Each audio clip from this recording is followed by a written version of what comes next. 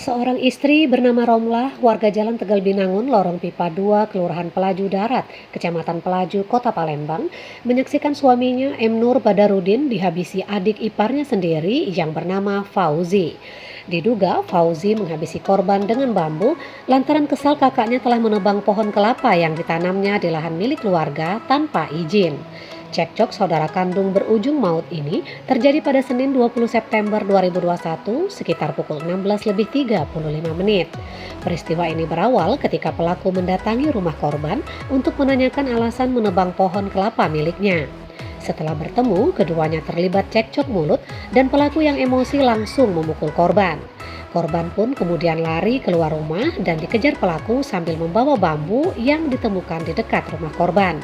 Naas baru beberapa meter lari, korban terkena pukulan bambu oleh pelaku hingga tersungkur.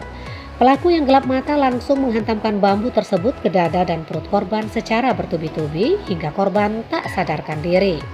Istri korban yang hendak melerai pun tak luput dari amukan korban hingga mengalami luka di tangan akibat dipukul pelaku dengan bambu.